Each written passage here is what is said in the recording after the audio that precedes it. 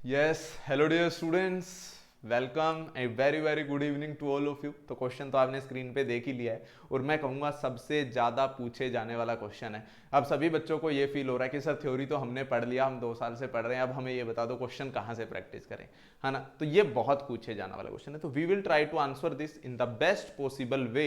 Because simple books का 3 नाम बता देना, ऑर्गेनिक इनऑर्गेनिक फिजिकल की 3 बुक्स का नाम बोल देने से ना ही तो सिलेक्शन हो जाता है और ना ही वो बुक खरीद कर ले लाने से वो बुक्स हमारी क्लियर हो जाती हैं। तो yes, we need to analyse कि हमें क्या करना चाहिए, अब क्या हमारा टाइम है, हमें कैसे अपनी प्रिपरेशन स्ट्रेटजी को बनाना चाहिए। तो बिल्कुल बेटा, सबसे पहले प्रिपरेशन स्ट्रेटजी को बनाने से पहले तो ये बात फील कीजिए कि yes the war is coming, अब नीट बहुत ज़्यादा दूर नहीं है। So stop wasting your time by searching here and there, इधर उधर नई नई चीज़ों को ढूंढना बंद कीजिए। बी पेशेंट, शांत हो जाइए और अपना काम चालू कर दीजिए। तो अब कुछ बच्चों को तो अभी भी लगता है अरे सर अभी तो नीट अब की बार लेट होने वाला है, बहुत ज़्यादा दिन बचे हुए, लेकिन नहीं बेटा, you always have to be ready, be prepared for the worst. कि अगर जल्दी से जल्दी नीट एग्जाम होगा, आपको उसी के अकॉर्डिंग अपनी प्रिपरेशन करनी होगी, अदरवाइज आप लास्ट टाइम हसल के अंदर गड़बड़ करेंगे ही। तो यस, अगर मैं कंसीडर करता हूं, प्रोजेक्टेड डेट मानकर चलता हूं कि जून का अगर फर्स्ट वीक में एग्जाम होता है, तो how much days you are left. तो some of the students will count the days into the months कि सर 4-5 महीने पड़े हैं, इतने तो बहुत है, मैं तो बहुत होशियार हूं, मैं तो कर ही दूंगा। बट ऐसा नहीं है। If you try to count the days in month, मेरी जो अप्रोक्स कैलकुलेशन है, आपके पास 110 दिन बचे हैं। बट कुछ स्टूडेंट्स जो होते हैं ना, वो जरूरत से ज्यादा पॉजिटिव होते हैं। जो बातें मैं बोलता हूँ कि गाइस बी पॉजिटिव, वो उस बात को सीरियस ले जाता है। वो कहता है अभी तो बहुत दिन पड़े, 110 दिन पड़े, I am very much positive. But let me tell you, हाँ एनफ दिन पड़े हैं प्रिपरेशन करने के लिए, बट एक भी दिन एक्स्ट्रा नहीं बचा है वेस्ट करने के लिए। ये बात जरूर अपने कैलेंडर में मार्क कर लीजिए। And mark my words, each day matters, each hour, each minutes matter a a lot. तो यस बेटा, 110 चैप्टर दिन अगर अभी तक आपको ज़्यादा लग रहे हैं, तो लेट मी टेल यू, अगर आप फिजिक्स, केमिस्ट्री और बायोलॉजी के चैप्टर दौड़ेंगे तो आपको 90 से 100 के अराउंड आपको चैप्टर्स मिलने वाले हैं। तो अब आपको लगेगा कि हाँ यार, एक चैप्टर के लिए एक ही दिन नहीं बचा। तो अब आपको थोड़ा फील होगा कि yes, time is running, time is running, the war is coming. तो वॉर वाली जब बात करता हूँ, रेस वाली बात करते हैं, तो मे बी आपको 3 इडियट्स के सहस्त्र बुद्धि, वो प्रिंसिपल जो होता है कॉलेज का, शायद आपको वैसा मैं लग रहा हूँ कि वैसा साउंड कर रहे हैं सर, तो है ना। पर देखिए, पहली बात तो मेरे बाल बहुत अच्छे हैं, सहस्त्र बुद्धि जैसे बिल्कुल भी नहीं है। Second thing, yes life is game. आपका जो एग्जाम है वो एक रेस की तरह है, आपको जीतना है तो आपको सबसे तेज भागना ही होगा। Yes, it's truth.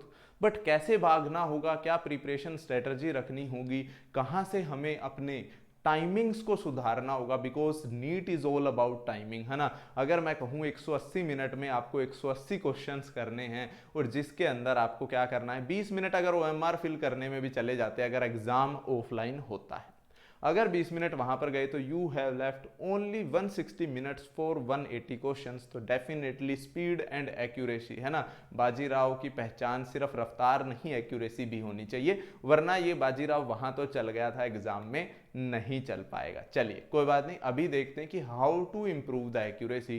There is only one method. Usain Bolt को सभी जानते हैं, उन्होंने शुरुआत में थोड़ी ना 9.8 सेकंड्स में 100 मीटर की रेस क्लियर की होगी। डेफिनेटली शुरू में उन्हें भी टाइम क्या लगता था, ज़्यादा लगता था।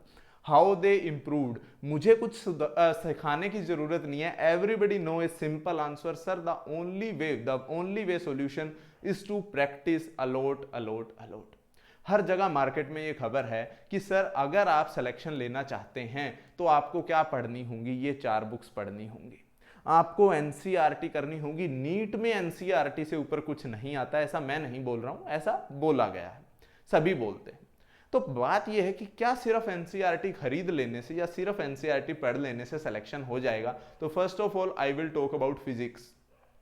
बेटा आप 4 बार एनसीईआरटी पढ़ लीजिए, मैं कह रहा हूं आपसे नीट का एग्जाम नहीं हो पाएगा। वाई? बिकॉज थ्योरी से ज्यादा अगर आप क्वेश्चंस पे फोकस करेंगे तभी एग्जाम क्लियर होगा। Same thing is with the physical chemistry.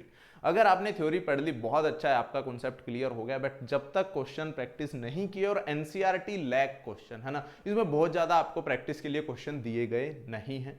लेकिन NCERT is the must have book, as mentioned it is the must have होनी आपके पास चाहिए, कौन सा चैप्टर कहाँ से पढ़ना है वो हम आपको धीरे धीरे गाइड कर देंगे। तो बेटा आपको फिजिकल केमिस्ट्री हुआ या फिजिक्स हुआ, विदाउट प्रैक्टिस सिर्फ एनसीईआरटी के बेस पे एग्जाम नहीं होगा, चाहे कोई कुछ भी कहता हो। What about the inorganic chemistry? What about the biology? Everybody says कि बायोलॉजी की एनसीईआरटी से ही आता है। यस, मैं भी यही कहूंगा एनसीईआरटी से ही आता है, बट व्हाट टू डू? क्या सिर्फ एनसीईआरटी पढ़ लें, किसी के लेक्चर्स लगाने की जरूरत नहीं है बेटा। एनसीईआरटी फिर से कहूंगा कोडेड लैंग्वेज में लिखी गई है, बहुत कॉम्पैक्टली लिखी गई है। तो अगर आप रितु मैम से या किसी भी अच्छे टीचर से अगर आपने लेक्चर्स अटेंड नहीं किए हैं, तो just by the reading of NCERT it becomes very very typical to crack the exam. तो आपको क्या करना होगा बेटा, जो चीजें एनसीईआरटी से रेफर करनी है उससे पहले टीचर के नोट्स जरूर पढ़ने होंगे, बिकॉज मार्केट में कोई भी ऐसी एक बुक वन स्टॉप सॉल्यूशन बिल्कुल अवेलेबल नहीं है कि ये बुक खरीद लाइए और इसको कर लीजिए नीट हो जाएगा। नहीं बेटा, हर बुक का ड्रॉबैक मैं आपको बताता हूं। अब कुछ बच्चे ईगरली वेट कर रहे हैं वीडियो के टाइटल के अकॉर्डिंग कि sir please tell us the name, 4 नाम बताइए। तो मैं आपको नाम बताता हूं, है ना। फिजिकल केमिस्ट्री के लिए आप एटकिंस खरीदिए, इनऑर्गेनिक के लिए जेडी ली खरीदिए, ऑर्गेनिक केमिस्ट्री के लिए आप सोलोमन खरीदिए, ऑर्गेनिक केमिस्ट्री के लिए आप जेरी मार्च खरीदिए, क्लेडन खरीदिए, है ना। और भी बहुत बड़े बड़े नाम मुझे पता है और मैंने अपनी मास्टर डिग्री में पढ़ी भी है। बट व्हाट टू डू, क्या हमें खरीदनी है sir? Are you serious? Answer is clearly no. कोई भी एक ऐसी बुक नहीं है इनमें से जिसके अंदर नीट लेवल का दिया गया हो। उसमें नीट के साथ साथ बहुत सारे डिस्टर्बिंग एलिमेंट्स दिए गए हैं, मतलब लेवल से ऊपर बाहर, सिलेबस से बाहर की बहुत चीजें दी गई हैं जो ज्यादा पूछी जाती नहीं है। तो क्या होगा सर, उससे क्या लॉस होगा? You will lose your confidence because the time is less. If you try to fight with these level of books you will lose your confidence, and without the confidence no war can be win. कोई भी war नहीं जीत सकते बेटा आप confidence के साथ। तो confidence must be high, so do not go for any reference book which I mentioned, which I didn't mention. उनमें खुद से कोई भी नहीं करना है।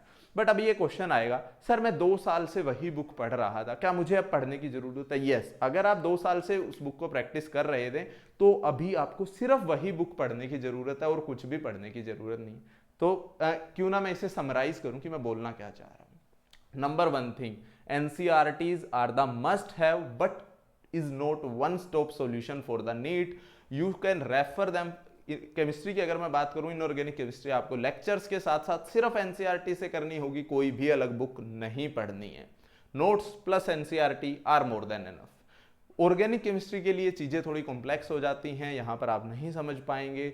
गो for the class notes. Her class के बाद आपको डीपीपीज, हर होमवर्क, आपको क्वेश्चन मैराथन, आपको क्विजेज दिए गए हैं। हर चैप्टर के आपको ऑन एन एवरेज 200 के क्वेश्चन मिल जाते हैं, होमवर्क प्लस क्विजेज को इंक्लूड करते हैं। तो क्या वो 200 क्वेश्चन एनफ है? Yes, they are more than enough, but still we want to practice the question. तो मेरे मन में एक बात जरूर आएगी, that history is the mirror of future. History is the mirror of future. बेटा अगर आपको फ्यूचर देखना है तो पहले हिस्ट्री देखिए, पहले क्या हुआ है वो देखिए। तो I am not here to promote any publisher house book, but let me tell you बेटा आपको क्या करना होगा।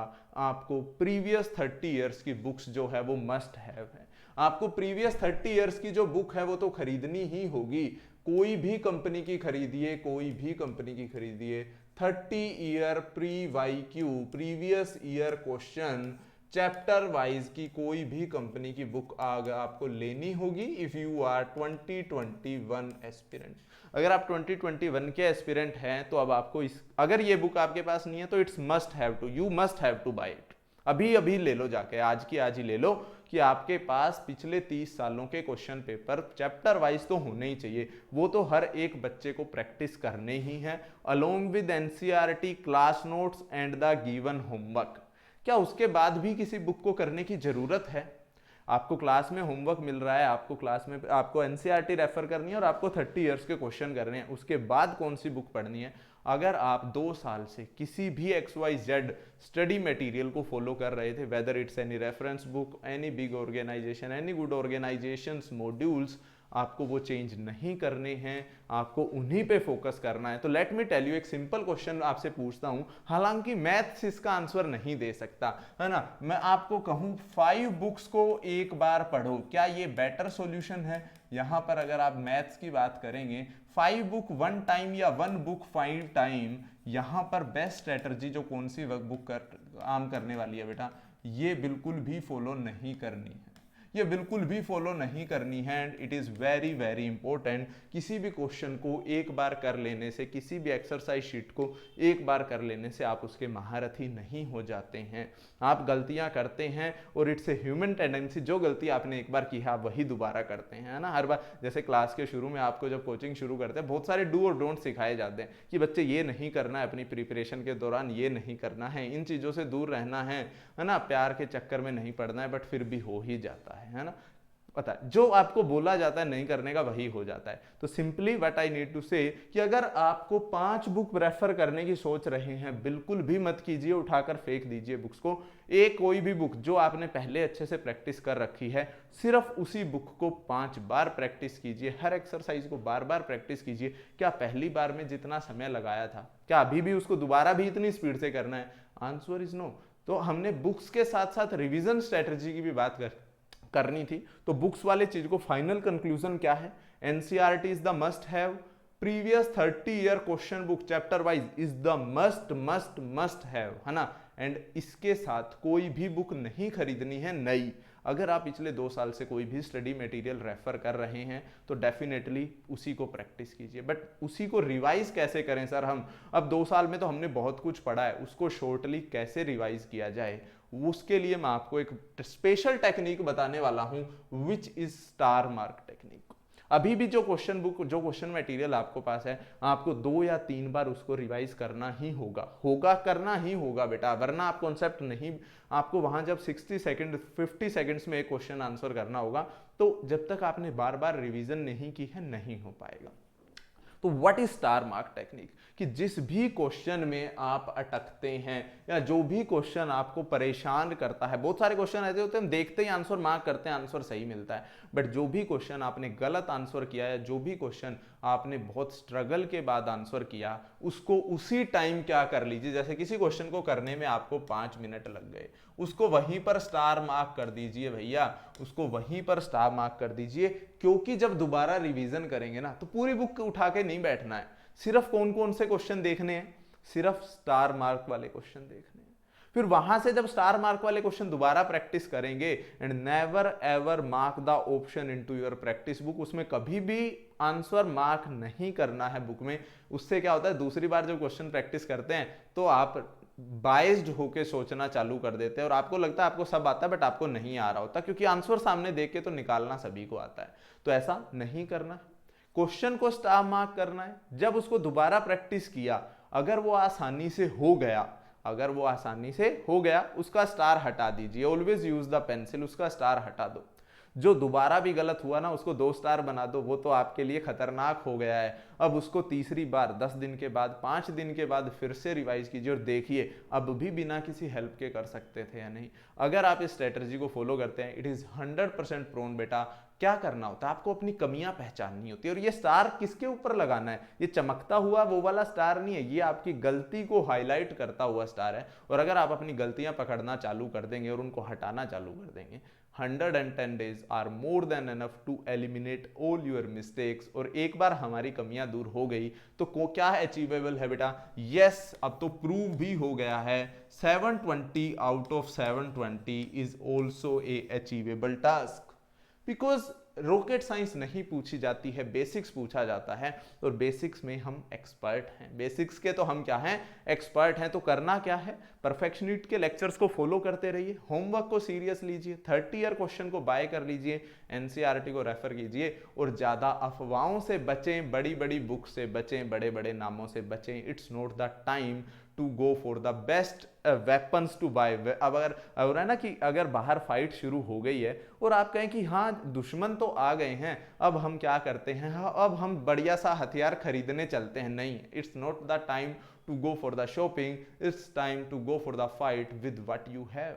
तो जो हथियार आपके पास हैं, जो बुक्स आपके पास हैं, जिसके आप ऑलरेडी एक्सपर्ट है, जिसके आप ऑलरेडी यूज टू हैं, बस उन्हीं को शार्पन कर लीजिए, उन्हीं को स्टार मार्क टेक्निक यूज करके उसी का वेपन बना लीजिए। कि वो होता है चाइनीज मूवीज में देखते हैं कि एक पेंसिल भी वो क्या कर लेते हैं, वॉर के फॉर्म में यूज कर लेते हैं। तो it doesn't matter what book, what study material, which coaching institute, which publisher house you are referring, it's की उस हथियार को आप कैसे शार्पन कर सकते हैं, उसको कैसे आप एक खतरनाक वेपन में कन्वर्ट कर सकते हैं, हैं तो कैसे करना है, उसमें अपनी कमियां पहचान के कि वहां पर आप कहां कहां अटक रहे हैं उनको स्टार मार्क कीजिए, उनको एलिमिनेट कीजिए and definitely NEET will be very very easy for you. तो आई थिंक सो आपको क्वेश्चन प्रैक्टिस की रिवीजन स्ट्रेटर्जी प्लस कौन सी बुक्स करनी है वो तो इतनी जरूरी इंपॉर्टेंस नहीं थी, कौन सी बुक नहीं करनी है ना वो इस चैप्टर का हाईलाइट था, वो इस क्वेश्चन सेशन का हाईलाइट था कि बेटा अभी किसी भी बड़ी बड़ी बुक्स को, क्योंकि घबराकर अगर आप यूट्यूब पे वीडियो देखेंगे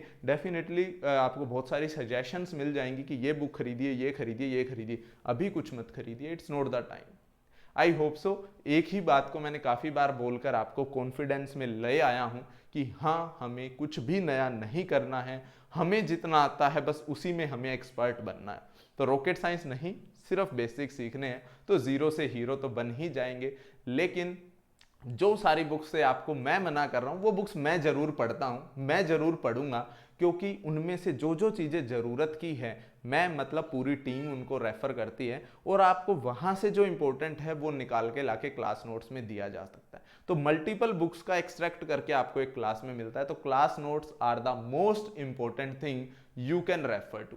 आई hope so you got my query, आपकी क्वेरी जो है वो आंसर हो गई होगी। ऐसे ही काम करते रहिए, ऐसे ही हंसते खेलते मुस्कुराते रहिए और याद रखिएगा happiness is the key to success, success is not the key to happiness. तो खुश रहिए, पॉजिटिव रहिए, है ना, be positive, be happy, be cheerful and NEET is quite much easy if you are highly attentive and aware. चक्षु को खोलकर रखिए और एग्जाम तो आप डेफिनेटली कर ही लेंगे।